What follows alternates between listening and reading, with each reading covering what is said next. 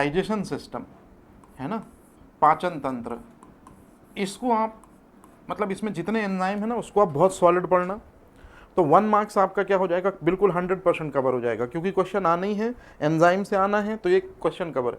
और आप, मैं आज पढ़ाने वाला हूँ विटामिन, और हो सकता है आज विटामिन ना हो पाए, तो आज भी पढ़ाऊंगा और कल भी पढ़ाऊंगा, है ना, और फिर उसके बाद है मिनरल। तो एक क्वेश्चन विटामिन से कंपलसरी है आना और एक क्वेश्चन मिनरल से कंपलसरी है आना। आपको इनको बहुत तगड़ा पढ़ना है, मतलब इनमें कोई भी चीज़ छोड़नी नहीं है आपको, क्योंकि अगर आपने इन 2 चैप्टर्स को और पढ़ लिया, विटामिन को और मिनरल्स को, तो आप मानो कि टोटल आपके कितने क्वेश्चन हो जाएंगे, 3 क्वेश्चन। बिल्कुल गुंजाइश नहीं है, मतलब ये गलत होने ही नहीं चाहिए हमारे। तो शुरुआत करते हैं यूनिट 1 में, जो सबसे ब्रीफ टॉपिक है, सबसे ज़्यादा इंपॉर्टेंट है, सबसे ज़्यादा ब्रॉडकास्टिंग टॉपिक है, उसी से हम शुरुआत करते हैं, जिसमें हमको फूड इंग्रेडिएंट के बारे में पढ़ना है और विटामिन्स मिनरल से हम शुरू कर रहे हैं, मतलब हम कार्बोहाइड्रेट से शुरू नहीं कर रहे हैं। क्यों विटामिन और मिनरल से शुरू कर रहे हैं, क्योंकि इनसे रिलेटेड जितने एफएसओ के एग्जाम हुए हैं सब में क्वेश्चन मिले हैं, तो हम जो इंपॉर्टेंट है वही पहले पढ़ ले रहे हैं। तो चले बिना देरी किए हुए शुरू करते आज की स्टोरी। हमेशा की तरह वही डायग्राम जो मैं हमेशा यूज करता हूं। यदि आप ऐसा फूड खाते हैं, यदि आप ऐसा आहार लेते हैं जिस आहार में ये दोनों इंग्रेडिएंट मिले हों, यदि आप ऐसा फूड खाते हैं, ऐसा आहार खाते हैं जिसमें कार्बोहाइड्रेट हो, प्रोटीन हो, फैट हो, विटामिन्स हो, मिनरल्स हो, वाटर हो, फाइबर्स हो, तो इस तरह का फूड जिसमें सारे के सारे न्यूट्रिएंट्स मौजूद हों और इनकी एक पर्टिकुलर क्वांटिटी हो, इनकी एक पर्टिकुलर मात्रा हो, ऐसे फूड को या ऐसी थाली को हम कहते हैं बैलेंस डाइट। ऐसी थाली को संतुलित आहार कहते हैं, ये ऑलरेडी आपको पता है।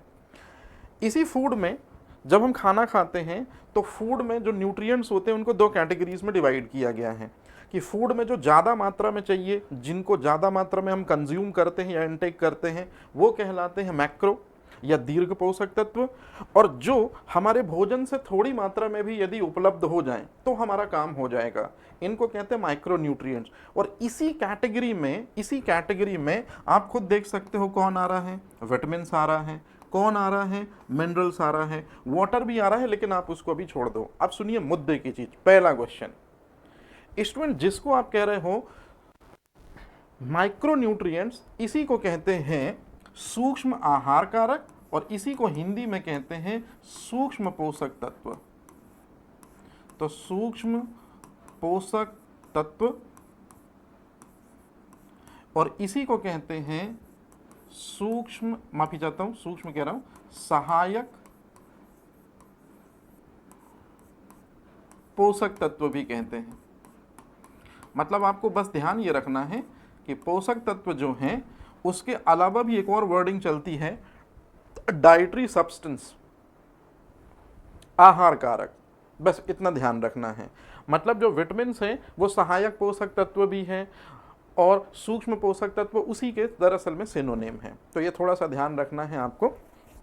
अब आज का जो सेशन हमको पढ़ना है वो पूरी तरह से बेस ऑन है विटामिन पे, लेकिन मैं ये कुछ बोलूंगा कि आप ये 3 डाटा यदि प्रिपेयर कर लेते हैं तो आपका काम बहुत आसान हो जाएगा। ये एफएसओ के सीधे क्वेश्चन है।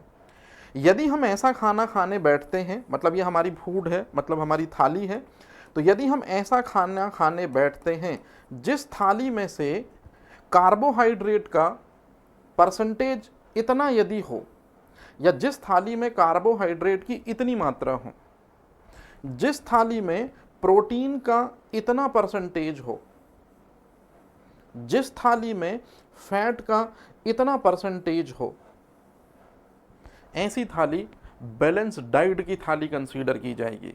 मतलब कुल मिला के आपको ध्यान ये रखना है कि हमारे भोजन में यदि कार्बोहाइड्रेट से हम इतनी ऊर्जा ले रहे हैं, हमारे भोजन में यदि प्रोटीन हमको इतनी एनर्जी दे रहा है, हमारे फूड में यदि फैट हमको इतनी एनर्जी दे रहा है, तो जो थाली हम खा रहे हैं वो बैलेंस डाइट थाली है, वो जो है वो संतुलित आहार थाली है, या वो आहार संतुलित आहार है। तो आपको बस इतना याद रखना है कि संतुलित आहार में सबसे ज़्यादा एनर्जी कार्बोहाइड्रेट देता है 60 to 70%, देन उसके बाद एनर्जी सोर्स सेकंड नंबर पर होता है फैट, आप खुद देखिए परसेंटेज ऑफ एनर्जी कार्बोहाइड्रेट के बाद फैट देता है। और फिर तीसरे नंबर पर जो एनर्जी देता है वो होता है प्रोटीन। हालांकि प्रोटीन का main function growth and development है। तो आपको ये 3 डाटा जरूर याद रखना है स्टूडेंट। तो यहां से सिर्फ और सिर्फ 3 क्वेश्चन बने। कौन कौन से 3 क्वेश्चन बने आप खुद ही देख लो। सबसे पहली चीज कि विटामिन क्या है, तो जो विटामिन है वो माइक्रोन्यूट्रिएंट्स में नंबर 1 पे है और इसी को हम पढ़ना स्टार्ट करते हैं। और एक चीज और मैंने बताई थी, यदि आपको ध्यान हो या नहीं हो, लेकिन आप उस बात को याद रखिएगा, हमेशा आपके फूड में से जो आपको एनर्जी देते हैं वो ये होते हैं। ये 3 चीजें आपको हमेशा एनर्जी देती हैं। और मैंने याद करिए स्टार्टिंग बिल्कुल डे 1 के लेक्चर में बताया था कि कार्बोहाइड्रेट से 4.1 किलो कैलोरी एनर्जी मिलती है, प्रोटीन से 5.2 किलो कैलोरी एनर्जी मिलती है और फैट के ऑक्सीडेशन से 9.3 किलो कैलोरी एनर्जी मिलती है। तो जो फूड मटेरियल एनर्जी प्रोवाइड करते हैं इन्हीं को कहते हैं बायोमॉलिक्यूल। तो बायोमॉलिक्यूल हिंदी में इनको कहते हैं जैव अणु। तो एक बात हमेशा आप याद रखिएगा, मैंने वहां भी सिखाया था, फिर से सीखिए। जैव अणु हम उन्हें कहते हैं जो ये चीज प्रोवाइड करते हैं, जो एनर्जी देते हैं। तो ये तीनों के तीनों बायोमॉलिक्यूल्स हैं। 12th में सीबीएसई बोर्ड में जब आप टॉपिक पढ़ते हैं सबसे लास्ट में, एमपी बोर्ड में भी 12th में जब आप टॉपिक पढ़ते हैं सबसे लास्ट में, यदि आप साइंस के स्टूडेंट हैं तो याद रखिएगा बायोमॉलिक्यूल्स में ज़्यादा डिस्क्रिप्शन या ज़्यादा डिस्कशन कार्बोहाइड्रेट पे है, प्रोटीन पे और फैट पे है, ये याद रखिएगा। तो बायोमॉलिक्यूल्स का मतलब ये जो एनर्जी देते हैं, तो यही 3 मेन एनर्जी देते हैं, इसलिए फूड में इनका परसेंटेज ज़्यादा होना चाहिए। और आप देख रहे हो कि इनसे कितनी एनर्जी मिल रही है। ये बायोमॉलिक्यूल में कंसीडर नहीं होते स्टूडेंट, क्योंकि ये एनर्जी नहीं देते। 50 बार बताया है, 51वीं बार फिर बता रहा हूं, they don't give any energy. यदि आप विटामिन के सोर्स खाते हैं, फ्रेश फ्रूट एंड वेजिटेबल, और सोचते हैं कि उससे आपको एनर्जी मिलेगी, आप एकदम गलत हैं। आप मिनरल्स के सोर्सेस यूज करते हैं और सोचते हैं कि आपको उनके इंटेक से कंज्यूम से कोई एनर्जी मिलेगी, आप एकदम गलत हैं। आप पानी पीते हैं और सोचते हैं कि आपको इससे कोई एनर्जी मिलेगी, तो आप एकदम गलत हैं, क्योंकि vitamins, minerals and water doesn't give any energy to the body. इसी वजह से ये जो 3 चीजें हैं, विटामिन्स, मिनरल्स और वाटर, ये एनर्जी नहीं देते, इसलिए बायोमॉलिक्यूल्स में कंसीडर नहीं होते। ये भी क्वेश्चन है, इनमें से कौन सा फूड मटेरियल कैलोरी एनर्जी प्रदान नहीं करता है, या इनमें से कौन सा फूड मटेरियल की कैलोरीफिक वैल्यू नहीं होती है। कैलोरीफिक वैल्यू नहीं होने का मतलब है एनर्जी नहीं देते हैं। तो याद रखिएगा, ना विटामिन से एनर्जी, ना मिनरल से, ना वाटर से। स्टार्ट करते हैं विटामिन्स को पढ़ना। तो यदि आपसे कोई क्वेश्चन पूछे कि भाई बताओ जरा जल्दी से विटामिन का काम क्या है, तो आपने एक चीज देखी होगी स्टूडेंट, मैंने अभी आपको बताया कि एक रथ होता है और रथ में जो घोड़े होते हैं वो आगे की तरफ भागते हैं और उनको कंट्रोल कौन करता है, रथ में बैठा हुआ सारथी। तो जो सारथी होता है वो कंट्रोल करता है किसको, हॉर्सेस को। और ये जो घोड़े होते हैं ये इनके पास ही एनर्जी होती है।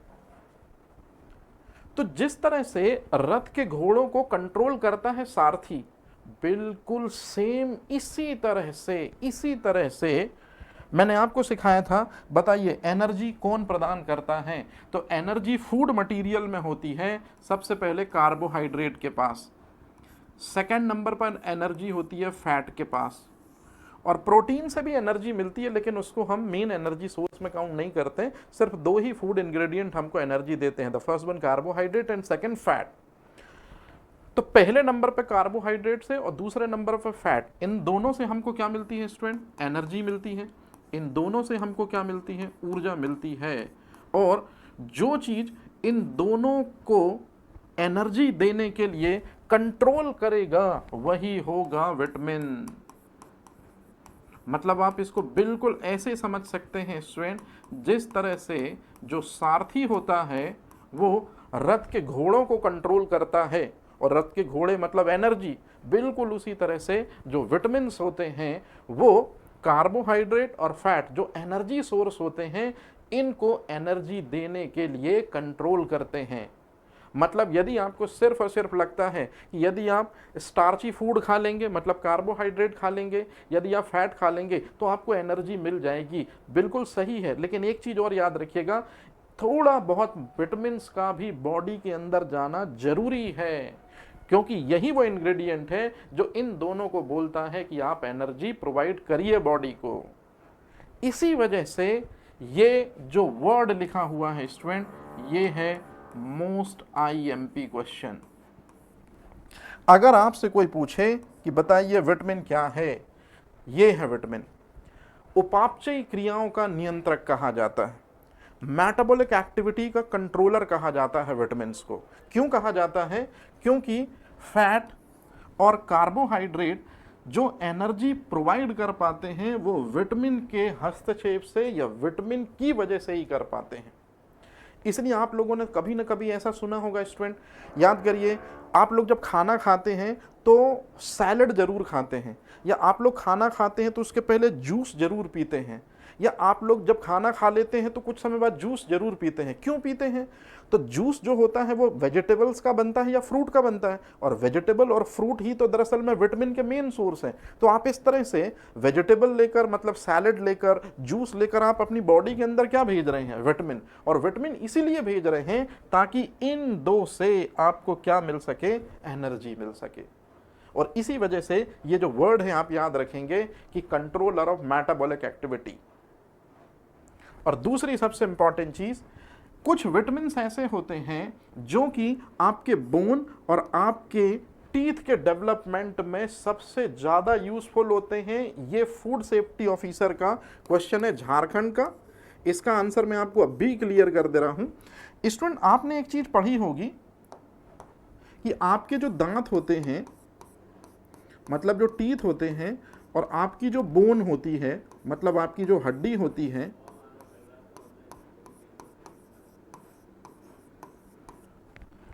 इसमें जो स्ट्रेंथ होती है, इसमें जो मजबूती होती है, वो एक मिनरल्स की वजह से होती है जिसका नाम है कैल्शियम। हमेशा याद रखिएगा, कैल्शियम एक मेटालिक मिनरल है, एक धात्विक खनिज है। ये दरअसल में आपके दांतों और हड्डियों में जब तक होगा तब तक उसे देगा स्ट्रेंथ। लेकिन जैसे जैसे आपकी एज बढ़ती जाती है तो ऑब्वियसली सी बात है आपके बोन एंड टीथ में कैल्शियम का लेवल क्या होने लगता है? डीग्रो होने लगता है। सो ऐसी कंडीशंस में you have go to the doctors chamber. तो डॉक्टर जब प्रिस्क्रिप्शन नोट डाउन कराता है या डॉक्टर प्रिस्क्रिप्शन लिखता है और आपसे दवाई मंगवाता है, तो उन दवाइयों में आप देखना कि कैल्शियम के साथ साथ में विटामिन डी जरूर होता है। और यही विटामिन डी की वजह से जो आउटसाइड का कैल्शियम गोलियों के अंदर होता है, मेडिसिन के अंदर होता है, वो आपके बॉडी के अंदर जाके यहां पर और यहां पर डिपॉजिट हो जाता है। मतलब ये जो विटामिन है, कौन सा विटामिन?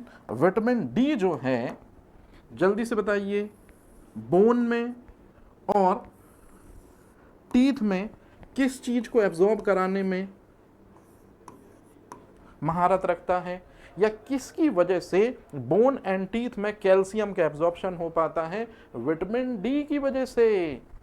याद रखेंगे, मैं यहां लिख दे रहा हूं, ये लाइन पहले भी समझाई है, एक बार फाइनल समझा रहा हूं, क्योंकि इसके बाद आप ये लाइन मेरे से कभी नहीं सुन पाओगे स्टूडेंट। जैसे डाइजेस्टिव सिस्टम के एंजाइम, अब आप मेरे से कभी नहीं सुन पाओगे आगे। क्यों नहीं सुन पाओगे? क्योंकि सिलेबस इतना लेंदी है कि एक चीज पर हम एक ही टाइम पे बात कर पाएंगे स्टूडेंट। जैसे ही दिन चेंज हुआ, क्लास चेंज हुई, हम नए टॉपिक पर मूव ऑन कर जाएंगे नई इन्फॉर्मेशन के साथ। तो ये आपकी रिस्पॉन्सिबिलिटी होगी कि आपको थोड़ी सी इस तरह की चीज़ें याद रखना है। तो यदि आपसे कोई क्वेश्चन पूछे कि कौन सा विटामिन कैल्शियम के एब्जॉर्प्शन को आसान बनाता है, तो जो विटामिन डी है ये कैल्शियम के एब्जॉर्प्शन को ईजी बनाता है। और इसी तरह से एक और चीज मैं लिख दे रहा हूं, एक विटामिन सी है, ये आयरन के एब्जॉर्प्शन को इजी बनाता है। तो ये दोनों के दोनों क्वेश्चनों को आप बहुत अच्छे से याद रखिएगा। ये दोनों के दोनों जो क्वेश्चन हैं वो आपसे 101% पूछे जाएंगे। एफएसओ ये यदि पूछ चुका है तो अब इसकी बारी है स्टूडेंट कि विटामिन सी किसके एब्जॉर्प्शन को इजी बनाता है, तो आंसर है आयरन के एब्जॉर्प्शन को। ठीक है, चलें आगे। ओके, अब शुरू करते हैं स्टूडेंट स्टोरी। एक बात थोड़ा अच्छे से देखिए, ये हिंदी मीडियम स्टूडेंट के लिए है और इसी के ठीक पीछे ये इंग्लिश मीडियम स्टूडेंट के लिए है। तो मैं दोनों चीज़ों को एकदम क्लियर करा दे रहा हूँ, पहले हिंदी में करा दे रहा हूँ, देन उसके बाद we will shift in English segment. सबसे पहले यदि आपसे कोई पूछे कि विटामिन जो है ये वर्ड किसने सबसे पहले दिया था, तो इस पर भारी कंफ्यूजन है, इस पर क्वेश्चन भी आ चुका है। तो इसलिए अब जो मैं बोल रहा हूँ आपको बिल्कुल वही स्पेसिफिक याद रखना होगा स्टूडेंट। जब भारत की राजधानी जो है दिल्ली बनी थी, मतलब इंडिया का कैपिटल जो दिल्ली हुआ था वो यहाँ से हुआ था स्टूडेंट, 1912 से हुआ था। लॉर्ड हार्डिंग का टाइम पीरियड याद करिए। तो बस हमको मेन जो चीज़ याद रखनी है वो यही कि 1992 में एक साइंटिस्ट है जिनका नाम है सी फंक। इनका पूरा नाम ये लिखा है स्टूडेंट, कैसिमिर फंक। लेकिन आप बोलोगे सर ये ऑलरेडी इन्फॉर्मेशन हमको पता है, लेकिन अब जो चीज़ आपको याद रखना है, मैडम क्यूरी की नेशनैलिटी जहाँ से है वहीं से है दरअसल में कैसिमिर फंक, मतलब पोलैंड। तो ये मैडम क्यूरी जो हैं, इनके बारे में आपने कभी ना कभी सुना होगा कि मैडम क्यूरी जो हैं इनको 2 बार नोबेल प्राइज़ मिला है। पहली बार फिजिक्स में रेडियो एक्टिविटी के लिए,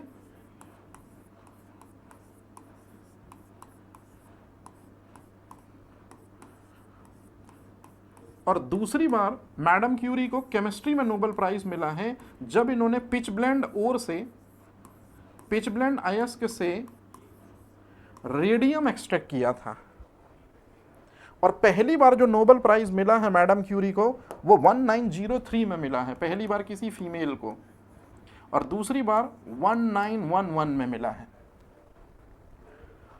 वो उतना इंपॉर्टेंट नहीं है स्टूडेंट, ये इंपॉर्टेंट है कि कैसिमिर फंक जो व्यक्ति हैं इन्हीं ने कौन सा वर्ड दिया था, विटामिन वर्ड दिया था। कब दिया था? 1912 में। और आगे चल के हम एक थ्योरी भी पढ़ेंगे जिसको कहते हैं विटामिन थ्योरी। विटामिन थ्योरी में विटामिन से रिलेटेड बहुत सी इंफॉर्मेशन है, लगभग 300-400 पन्ने की एक पूरी एक बुकलेट प्रिपेयर करके दी। लेकिन ध्यान रखेंगे स्टूडेंट कि विटामिन थ्योरी के फादर जो हैं वो कैसिमिर फंक, और इन्हीं के साथ एक और पर्सन है जिनका नाम है हॉपकिंस।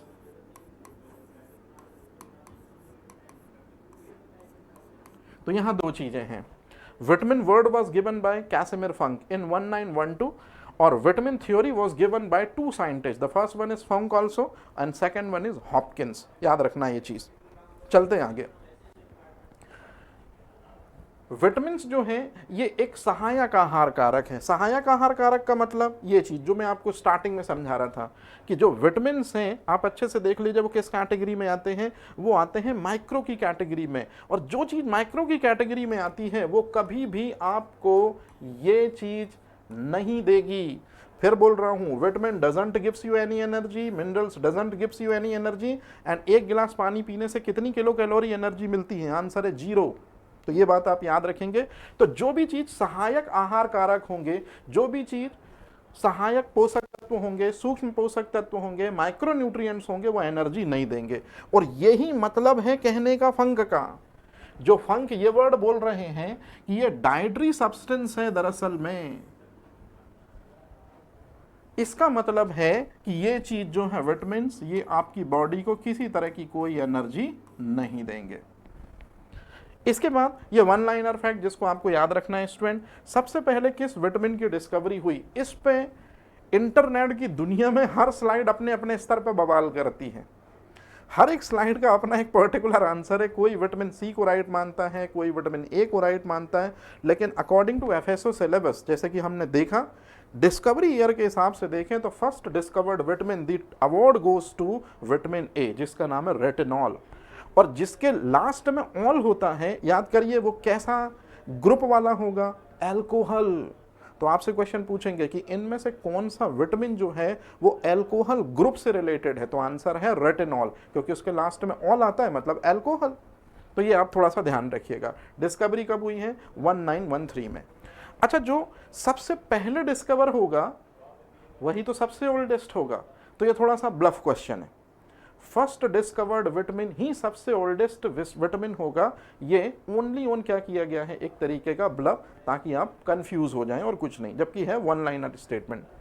अब सबसे पहले जो डिस्कवर हुआ था विटामिन वो नो डाउट विटामिन ए है, लेकिन लेबोरेटरी में, प्रयोगशाला में सबसे पहले किस विटामिन को एक्सट्रैक्ट किया गया है?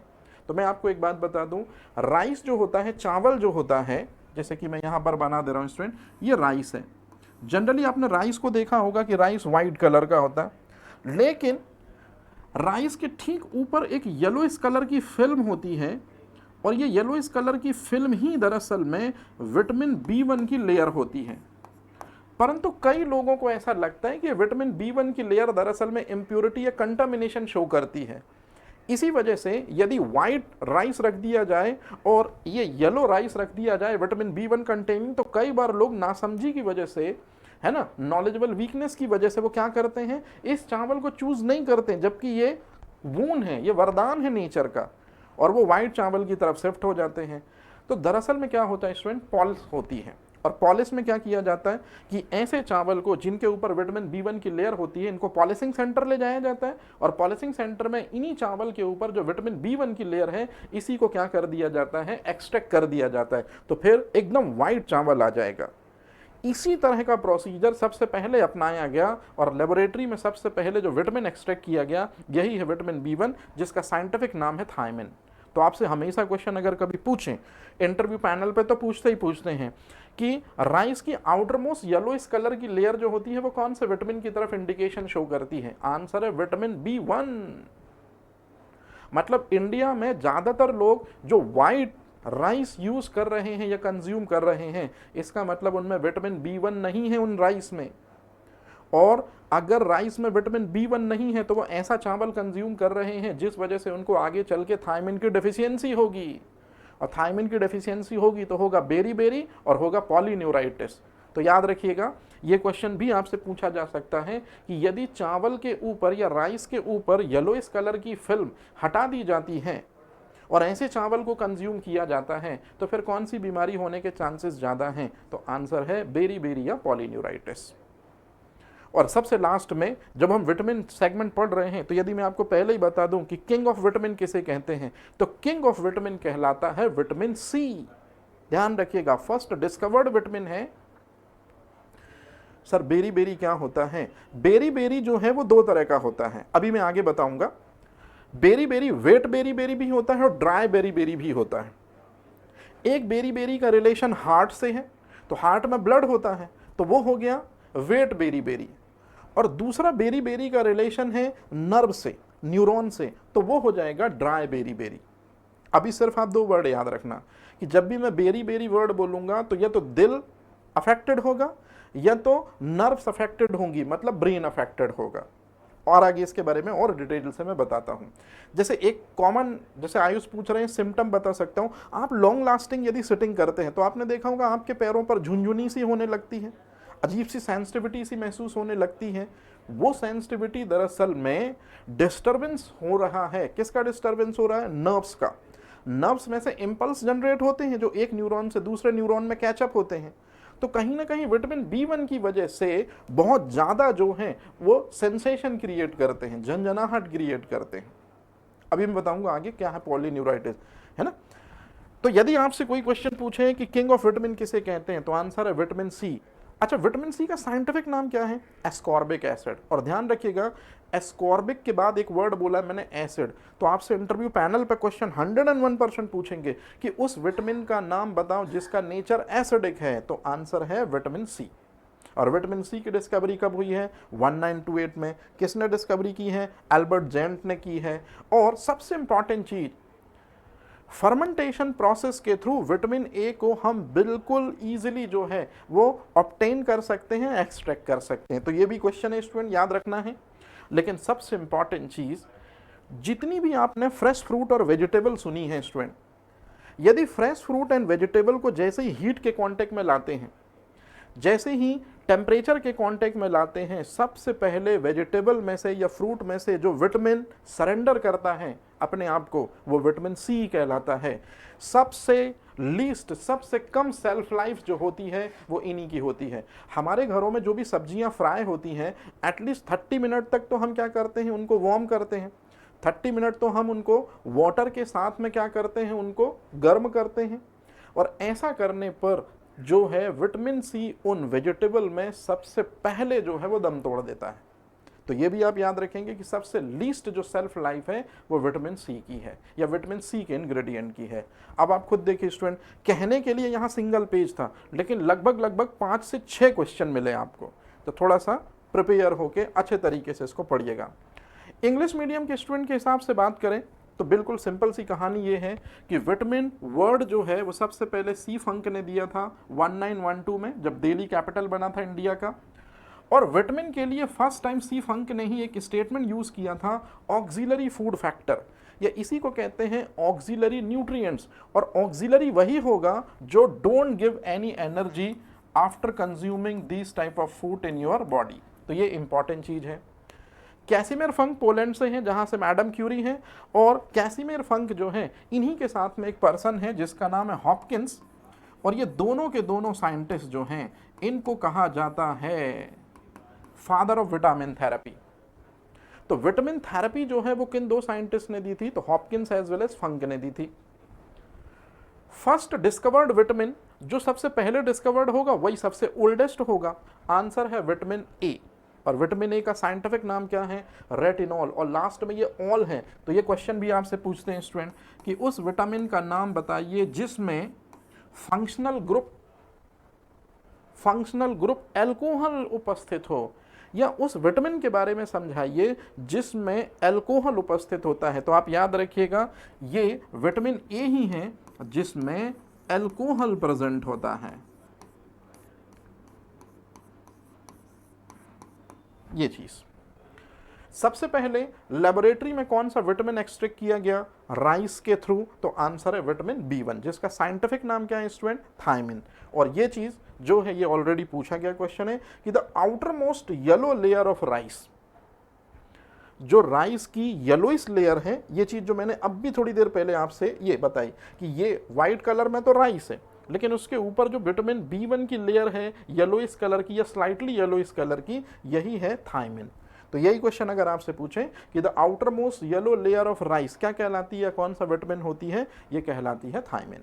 और वही चीज जो मैंने अभी थोड़ी देर पहले बताई कि किंग ऑफ विटामिन सी को कहते हैं। 1928 में इसकी डिस्कवरी हुई, एल्बर्ट जेंट ने इसको खोजा, फर्मेंटेशन प्रोसेस के थ्रू हम इसको एक्सट्रैक्ट कर सकते हैं।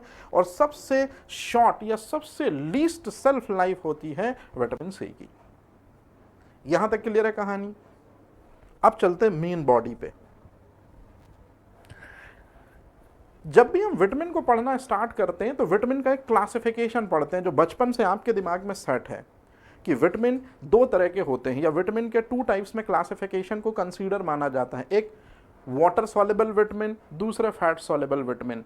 याद रखेंगे इंटरव्यू में आपसे एक क्वेश्चन पूछा जाएगा इसी बेसिस पर कि विटामिन का जो 2 टाइप्स में क्लासिफिकेशन है ये किसके बेसिस पर हुआ है, या विटामिन की ऐसी कौन सी प्रॉपर्टी है जिसके बेसिस पर विटामिन को 2 सेगमेंट में क्लासिफाई कर दिया गया है। ज़्यादा आपको परेशान नहीं कर रहा, सीधे मैं आंसर लिख दे रहा हूं कि विटामिनों का जो क्लासिफिकेशन हुआ है वो इस गुणधर्म के आधार पर हुआ है या इस प्रॉपर्टी के आधार पर हुआ है।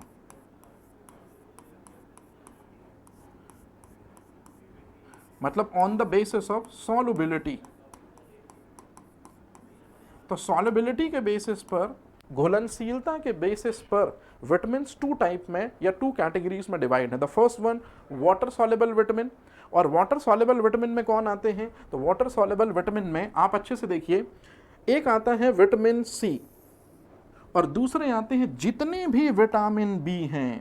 तो जितने भी विटामिन बी हैं उनको एक वर्ड में हम क्या बोलते हैं स्टूडेंट, उनको एक वर्ड में हम सीधा सीधा क्या बोलते हैं, बी कॉम्प्लेक्स।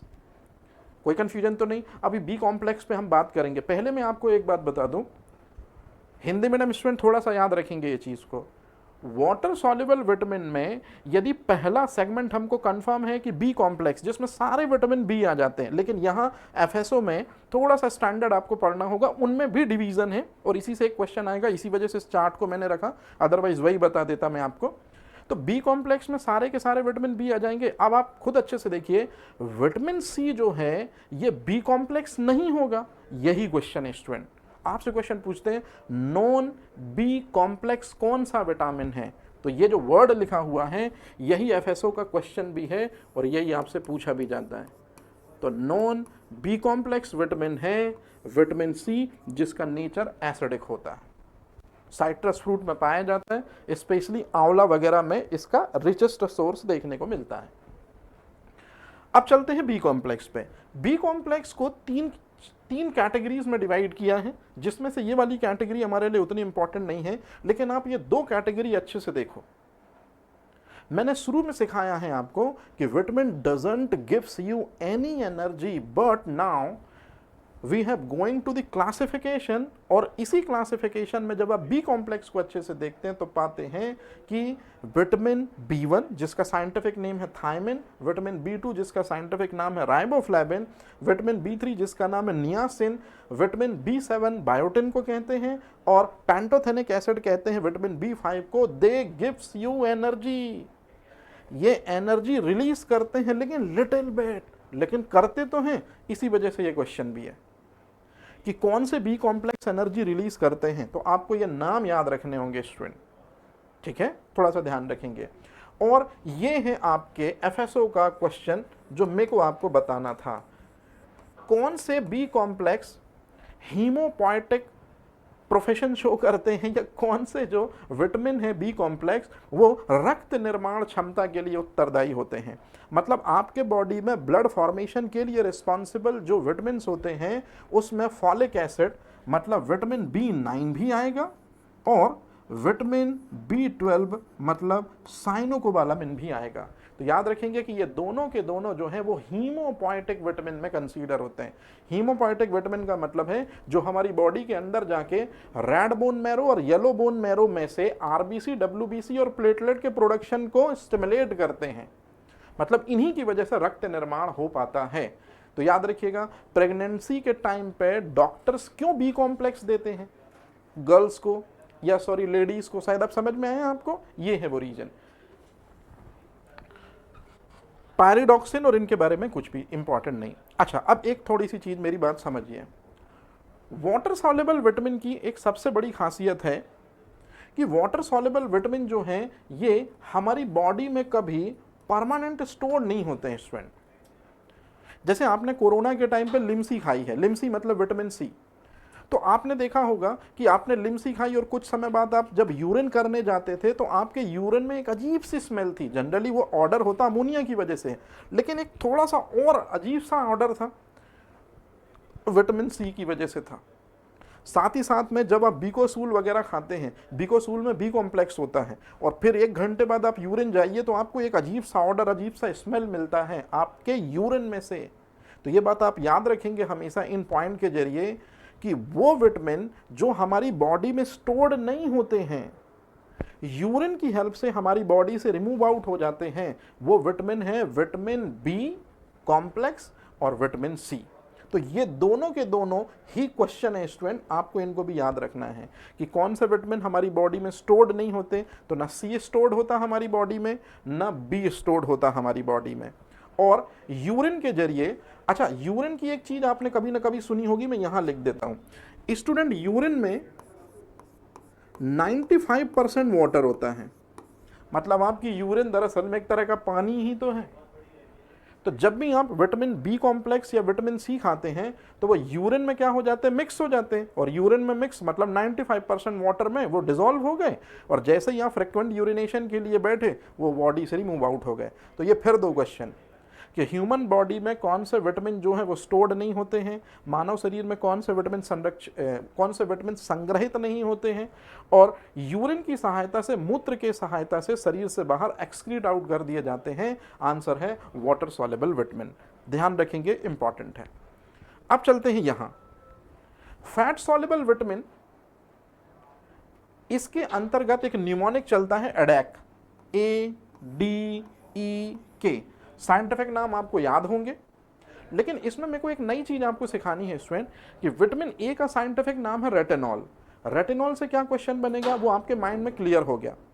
मेन जो चीज आपको याद रखनी है कि विटामिन ए का एक और नाम है जिसके कहते हैं बीटा कैरोटीन, और बीटा कैरोटीन ये दरअसल में प्रिकर्सर है, प्लांट वर्जन है विटामिन ए का। जैसे गाजर में क्या पाया जाता है याद करिए, तो आप बोलेंगे कि गाजर में जो कंटेंट पाया जाता है, केमिकल कंटेंट, उसका नाम है बीटा कैरोटीन, और बीटा कैरोटीन यही विटामिन ए का प्रिकर्सर है। और जैसे ही आप गाजर को इनटेक करते हैं तो गाजर में उपस्थित बीटा कैरोटीन ही डाइजेशन प्रोसेस के जरिए फिर आपके लिवर के अंदर जाएगा और विटामिन ए के रूप में स्टोर्ड हो जाएगा। तो ये क्वेश्चन भी आपसे पूछा जाता है, इसलिए मैं इसको अलग से मार्क कर रहा हूं कि विटामिन ए का प्रिकर्सर क्या है। तो आंसर याद रखिएगा beta carotene. Now second, vitamin D. तो विटामिन डी का साइंटिफिक नाम आपको बहुत अच्छे से पता है, कैल्सीफेरॉल, लेकिन यहां आप जो देख रहे हैं वो नाम है कोलेकैल्सीफेरॉल। तो मैं आपकी मदद कर दूं, विटामिन डी का 10th और 12th तक में सिर्फ एक ही फॉर्म हमें सिखाया जाता है, कैल्सीफेरॉल, लेकिन जब हम स्टैंडर्ड एग्जामिनेशंस में आते हैं तो विटामिन डी के 3 फॉर्म हमको मिलते हैं, एक विटामिन डी प्लेन, एक विटामिन D2 और एक विटामिन D3। तो जो ये लिखा हुआ है कोलेकैल्सीफेरॉल, ये विटामिन D3 का नाम है स्टूडेंट, आया हुआ क्वेश्चन है। और विटामिन D3 की लैक से एक रोग होता है जिसे कहते हैं सीलियक।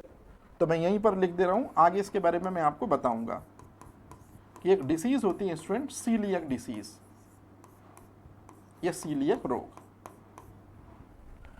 विटामिन के बारे में ऑलरेडी आपको पता है, विटामिन के भी 2 फॉर्म होते हैं, मतलब विटामिन के को प्लांट से भी हम प्राप्त कर सकते हैं और एनिमल सोर्सेस से भी हम एक्सट्रैक्ट कर सकते हैं। इसी वजह से विटामिन के भी 2 साइंटिफिक नेम हैं, एक फिलोक्विनोन और एक है नेप्थोक्विनोन, जिसको मोनोक्विनोन भी कहते हैं। और यही विटामिन के आपको पता होगा ब्लड क्लॉट के लिए रिस्पॉन्सिबल होता है, मतलब एंटी हीमोरेजिक एक्टिविटी के लिए, कि जब भी ब्लड कहीं बॉडी में कट लगता है तो आपने देखा होगा कि अपने आप ही ब्लड क्लॉट बन जाता है, मतलब उस पर्टिकुलर साइट पर जो है वो विटामिन के की इन्वॉल्वमेंट होती है। अब कैसे इन्वॉल्वमेंट होती है, जब मैं विटामिन के पढ़ाऊंगा तो वहां बताऊंगा।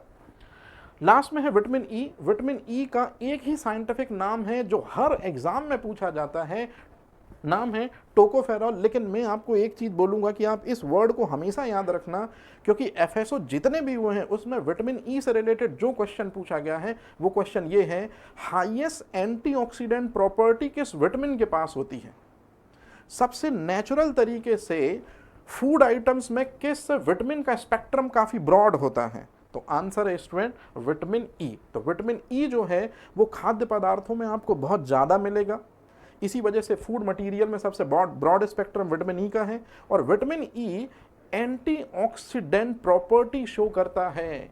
अब ये एंटीऑक्सीडेंट प्रॉपर्टी क्या है, जब मैं विटामिन ई पढ़ाऊंगा तब आपको बता दूंगा। अभी मैं यहां पर हिंदी में लिख दे रहा हूं प्रतिऑक्सीकारक, लेकिन उससे बेहतर वर्ड आप तो अभी याद रखिए,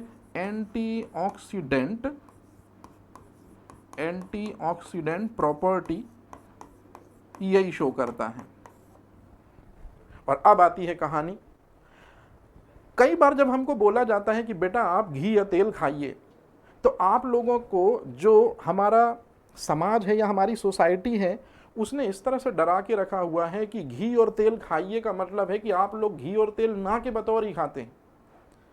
और कई बार तो वो घी तेल इतना कम कर देते हैं कि नो डाउट आप डेली विटामिन ए के सोर्सेस खा रहे हैं, डी के सोर्सेस खा रहे हैं, ई के सोर्सेस खा रहे हैं और के सोर्सेस खा रहे हैं, मतलब विटामिन ए डी ई के आपकी बॉडी में जा रहा है, लेकिन आपकी बॉडी में फैट कंटेंट ही नहीं है, जिस वजह से ये 4 विटामिन इसमें सॉल्युबलाइज ही नहीं हो पा रहे हैं और अपना फंक्शन ही परफॉर्म नहीं कर पा रहे हैं। इसी वजह से विटामिन ए डी ई के अपना फंक्शन तभी परफॉर्म करेंगे जब बॉडी में फैट कंटेंट होगा। तो ये बात आप याद रखेंगे स्टूडेंट कि आपको फैट खाना है। हर चीज की अति परेशान करती है, एक्सेस जो है वो प्रॉब्लम है, लैक तो ऑलरेडी प्रॉब्लम है। तो हमको लिमिटेड खाना है, एडेक्वेट खाना है, एक निश्चित मात्रा में खाना है। तो आप लोगों ने देखा होगा कि आप में से कई लोगों को आई डिसऑर्डर है, काफी कम एज में चश्मा लग जाता है, आप लोगों की बोन काफ़ी वीक है, आप लोगों का ब्लड क्लॉट होने में बहुत टाइम लगता है, आप लोगों में जो है झाइयाँ झुर्रियाँ, बुढ़ापा जो है वो बहुत पहले अर्ली एज में दिखाई देता है, जिसको प्री एजिंग कहते हैं। ये सारी की सारी दिक्कतें आज की जनरेशन में सिर्फ इसीलिए हो रही हैं क्योंकि वो फैट की मात्रा को आइडियली कंज्यूम ही नहीं कर रहे हैं। और कंज्यूम इसीलिए नहीं कर रहे हैं क्योंकि कोलेस्ट्रॉल बढ़ जाएगा के नाम से, हार्ट डिसऑर्डर के नाम से डरा रखा है बड़े बड़े रील्स ने, बड़े बड़े डॉक्टर्स ने। तो एक बात आप याद रखिएगा स्टूडेंट, ए डी ई के इनका काम क्या है अपन पढ़ेंगे। ये तभी परफॉर्म करते हैं अपना फंक्शन जब इनको बॉडी में फैट मीडियम मिले, क्योंकि जब ये फैट में सॉल्युबलाइज होंगे तभी अपना फंक्शन परफॉर्म करेंगे। इसलिए तो नाम है इनका फैट सॉल्युबल। जैसे मैं आपको बताता हूँ, आपके लिवर में फैट मिलता है, आपके लिवर में फैट होता है तभी तो विटामिन ए डिसॉल्व होकर वो अपना काम कर पाता है। तो यदि आपके लिवर में फैट ही नहीं होगा तो फिर तो दिक्कत परेशानी में आ जाएगी। तो इसीलिए आप ये चीज़ याद रखेंगे कि जो ये एडैक हैं, मतलब ये न्यूमोनिक है जो है ना फैट सॉल्युबल विटामिन के लिए, ये हमारी बॉडी में ये चारों के चारों विटामिन स्टोर्ड होते हैं। हमारे शरीर में ये विटामिन संग्रहित होते हैं, लेकिन कहाँ संग्रहित होंगे? जहाँ फैट मिलेगा इनको। जैसे मैंने बताया विटामिन ए कहाँ पर स्टोर्ड होता है? लीवर में, क्योंकि वहाँ फैट होता है। ये जो क्वेश्चन है, ये क्वेश्चन आपको सोचने वाला क्वेश्चन है, हालांकि है बड़ा अच्छा क्वेश्चन, मतलब ट्रिकी क्वेश्चन है। कल मैंने आपको डाइजेशन सिस्टम पढ़ाया है, एक चीज़ बहुत अच्छे से सिखाई है, हमारे बॉडी में वो साइड कौन सी है जहाँ एब्जॉर्प्शन होता है। तो जो भी आप फल और सब्जियाँ खाएंगे उसमें विटामिन तो होगा, तो विटामिन को एब्जॉर्ब कौन करेगा? तो आंसर है स्मॉल इंटेस्टाइन। तो स्मॉल इंटेस्टाइन विटामिनों को भी एब्जॉर्ब करती है, और स्मॉल इंटेस्टाइन जो है कार्बोहाइड्रेट, प्रोटीन, फैट को भी। तो याद करिए, जहां स्मॉल इंटेस्टाइन या छोटी आंत जब किसको एब्जॉर्ब करती है? फैट को एब्जॉर्ब करती है, तो वो साथ में किसको भी एब्जॉर्ब करेगी उसी टाइम पर? विटामिन को। याद रहेगा। और फिर जो फैट है वो रिस्पेक्टेबल ऑर्गन में पहुंच जाएगा और इस तरह से अपना काम शुरू कर देगा। तो ये याद रखिएगा, ये क्वेश्चन पूछा गया क्वेश्चन है। और सबसे लास्ट में, ये जो विटामिन है ये हमारी बॉडी में जाकर स्टोर्ड हो जाते हैं, यूरिन के माध्यम से नहीं निकलते, क्योंकि हमारे यूरिन में कोई ऐसा मीडियम ही नहीं है, फैट कंटेंट ही नहीं है। हमारे यूरिन में वाटर है, यूरिया है, यूरिक एसिड क्रिस्टल है, मतलब फैटी कंटेंट नहीं है। तो जैसे ही ADE के हमारी बॉडी के अंदर जाते हैं, जहाँ फैट कंटेंट होता है वहाँ जाके स्टोर्ड हो जाते हैं, इसलिए हमारे बॉडी से निकलते नहीं हैं। तो आपसे सीधा सीधा क्वेश्चन पूछा जाता है कि ऐसे कौन से विटामिन है जो हमारी बॉडी में स्टोर्ड हो जाते हैं, बॉडी से एलिमिनेट नहीं होते हैं, लेकिन धीरे धीरे धीरे धीरे धीरे धीरे आप विटामिन A, D, E के यदि कंटिन्यू लेते जाएं और इनका एक्सेस हो जाए तो टॉक्सिसिटी शो हो सकती है। ये कभी भी टॉक्सिसिटी शो नहीं करेंगे, ये कभी भी जो है वो जहरीलापन शो नहीं करेंगे। क्यों? क्योंकि आज आपने खाया B कॉम्प्लेक्स और C और शाम को वो यूरिन में घुले और बॉडी से रिमूव। लेकिन अगर आपने A, D, E के ये विटामिन खाए और इनकी ज़्यादा मात्रा यदि आपने खा ली, तो फिर ये आपकी बॉडी में टॉक्सिसिटी या जहरीलापन शो करते हैं। लेकिन ADE के जहरीलापन तभी शो करेंगे जब आप इनको ऐसे अमाउंट में लेंगे, एक्सेस, ज़्यादा मात्रा में। जैसे डॉक्टर ने विटामिन A की च्यूएबल टैबलेट लिखी 1 महीने के लिए, आपने होशियारी में क्या किया कि आपने 30 दिन की टैबलेट डॉक्टर ने लिखी, आपने 60 दिन की ले ली। एक दिन में 1 टैबलेट खाना था, लेकिन आपने होशियारी में एक सुबह भी खाई, एक शाम भी खाई। अब विटामिन A जो है वो आपकी बॉडी में ही क्या होता जाएगा? स्टोर्ड होता जाएगा। तो जब भी एक्सेस होगी तब वो टॉक्सिसिटी कॉज करेगी। इसलिए इनके एक्सेस कंज्यूम से बचना चाहिए, क्योंकि ये सीधे जाके हमारे बॉडी में क्या होने लगते हैं? स्टोर्ड। तो ये वही चीज़ें हैं स्टूडेंट जो ऑलरेडी आपको पता हैं, लेकिन अब कहानी शुरू होती है यहाँ से। जो भी फ्रेश फ्रूट एंड वेजिटेबल हम कंज्यूम करते हैं, जो भी ताज़े फल और सब्जियां हम यूज़ करते हैं, इन्हीं में तो सबसे ज़्यादा मात्रा में होते हैं विटामिन्स। तो जो विटामिन्स होते हैं वो हमेशा आपको फ्रेश फ्रूट एंड वेजिटेबल में मिलेंगे। और यदि आप फ्रेश फ्रूट एंड वेजिटेबल खा के ये शो करते हैं कि इनके कंज्यूम से या इनके इनटेक से हमारे बॉडी को एनर्जी मिलेगी, तो आप निहायत ही बेवकूफ़ हैं। ये कल मैंने बता दिया था, या आज स्टार्टिंग में भी मैंने चर्चा की कि फ्रेश फ्रूट एंड वेजिटेबल जो हैं वो विटामिन के सबसे अच्छे सोर्स हैं।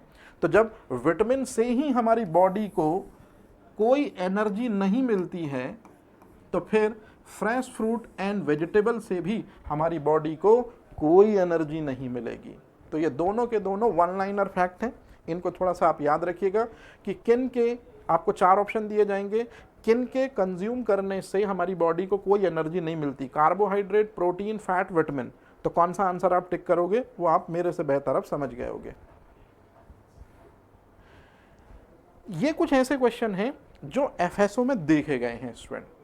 कैसे क्वेश्चन? जैसे मैं आपको अगर एक चीज बोलूं, जैसे आपने कई बार देखा होगा आलू को डीप फ्राई किया जाता है। तो डीप फ्राई का मतलब आपको समझ में आ रहा है कि डीप फ्राई का मतलब है काफी लॉन्ग लास्टिंग टाइम तक हीट के कांटेक्ट में, काफी लंबे समय तक हीट के कांटेक्ट में जो भी चीजें होंगी। बट सर जब फास्ट रहता है तो फैट लेने में रिलीफ मिलती है। हाँ, क्यों मिलती है रिलीफ? क्योंकि फैट से फैट से 9, हाँ अच्छा फ्रूट्स फ्रूट्स फ्रूट्स फ्रूट, हाँ। अब मेरे को एक बात बताइए, जो भी फ्रूट हम लेते हैं तो उसमें से एक फ्रूट है जिसका नाम है एप्पल, वो हमको कोई एनर्जी नहीं देता क्योंकि कार्बोहाइड्रेट प्रोटीन फैट नहीं है। लेकिन एक फ्रूट है जिसका नाम है बनानो, एक फ्रूट है जिसका नाम है बनाना, और बनाना में लिटिल बिट जो है वो स्टार्च या ग्लूकोज होता है। इसीलिए जो बनाना है उसको क्या बोलते हैं, उसको बोलते हैं स्वर्ग का फल, क्योंकि जितने भी फ्रूट हैं उनमें स्टार्च या ग्लूकोज फॉर्म नहीं होता है, लेकिन बनाना में स्टार्च और ग्लूकोज फॉर्म होता है, इसी वजह से वो हमको एनर्जी देता है। तो जब आप बोल रहे हैं कि कुछ फ्रूट लेने से आपको एनर्जी मिलती है या बेहतर रिलीफ होता है, तो 101% जिन फ्रूट के इंटेक से आपकी बॉडी में बेस्ट रिलीफ फील हो रहा है उनमें स्टार्ची सोर्स होगा, उनमें कार्बोहाइड्रेट सोर्स होगा ही होगा।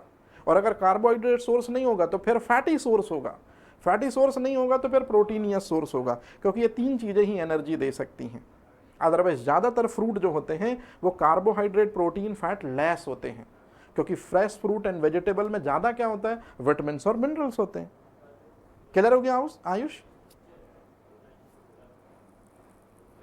कि जो फ्रूट आपको रिलीफ दे रहे हैं, मतलब एनर्जी यदि दे रहे हैं, तो फिर 100% उनमें कोई ना कोई माइक्रो न्यूट्रिएंट्स ना होकर मैक्रो न्यूट्रिएंट्स जरूर होगा। जैसे सबसे कॉमन है बनाना, है ना। तो जब भी आप खाने को या जब भी आप फ्रेश, अच्छा देखिए स्टूडेंट, फ्रूट को तो हम कभी भी क्या नहीं करते हैं, हम फ्राई नहीं करते, जनरली वेजिटेबल को फ्राई करते हैं। तो जब भी हम वेजिटेबल को फ्राई करते हैं मतलब हीट के कांटेक्ट में लाते हैं, और जिसे हम हीट के कांटेक्ट में लाना बोल रहे हैं उसी को गांव की भाषा में बोलते बघार लगाना। तो हीट के कांटेक्ट में लाते ही जो वेजिटेबल होते हैं उनमें जो विटामिन होते हैं वो सबसे पहले डिसअपीयर हो जाते हैं, सबसे पहले टाटा बाय बाय बोल देते हैं। और एक और चीज़ आपको याद रखनी है, कल मैं क्वेश्चन देख रहा था राजस्थान एफएसओ का, उसमें पूछा है ब्लांचिंग क्या है। तो ब्लांचिंग का मतलब होता है कि गर्म पानी या गर्म तेल में सब्जियों को ज़्यादा देर तक खौलाना। मतलब जनरली हम क्या करते हैं कि जो सब्जी बनती है उसमें हम पानी डालते हैं और लगभग 10 से 15 मिनट के लिए हम सब्जी को क्या करते हैं, खौलाते हैं उसी वार्म वाटर के कांटेक्ट में। तो जितना ज़्यादा वार्म वाटर के कांटेक्ट में वेजिटेबल होंगी उतनी ज़्यादा हीट वेजिटेबल को मिलेगी और उनके अंदर के विटामिन जो है वो डिस्ट्रॉय हो जाएंगे। तो ब्लैंचिंग का मतलब आपको याद रखना है कि वाटर जो कि हीट है, जिसकी फॉर्म ज़्यादा है, जो ज़्यादा गर्म है, उसके कांटेक्ट में जब हम सब्जियों को ज़्यादा देर तक रखते हैं तो फिर उनके अंदर के विटामिन लॉस हो जाते हैं। तो ये भी एक क्वेश्चन है कि विटामिनों के लॉस का कारण क्या है, ब्लांचिंग। ब्लांचिंग का मतलब है कि ज़्यादा देर तक गर्म पानी के कांटेक्ट में सब्जियों को उबालना। मतलब मैं यहाँ सीधे सीधे एक वर्ड लिख दे रहा हूँ स्टूडेंट, बॉयल करना, है ना। बॉयल करना मतलब उबालना, और उबालना मतलब सीधी सी बात है पानी के साथ ही उबालेंगे सब्जियों को। तो मैं यहाँ लिख भी दे रहा हूँ पानी प्लस सब्जी। ये इंपॉर्टेंट क्वेश्चन है, ये आपको ध्यान रखना है कि विटामिन के लॉस होने के दो रीजन कौन से हैं। तो पहला फ्राई करना है और दूसरा है ब्लांचिंग।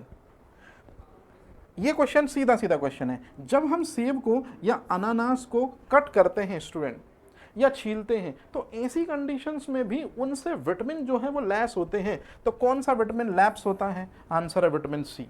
मोस्ट इंपॉर्टेंट चीज़ पूछा गया क्वेश्चन है। और उससे भी इंपॉर्टेंट चीज़ है, जब हम गाजर को या कैरेट को क्या करते हैं, छीलते हैं, तो नियासिन, नियासिन मतलब होता है विटामिन B3, ये लॉस हो जाता है कैरेट से। तो आप अच्छे से देख लो कि एप्पल से और पाइनएप्पल से कौन सी चीज़ लॉस होती है और गाजर से कौन सी चीज़ लॉस होती है। वही जब हम कट करते हैं मतलब उसकी पीलिंग करते हैं।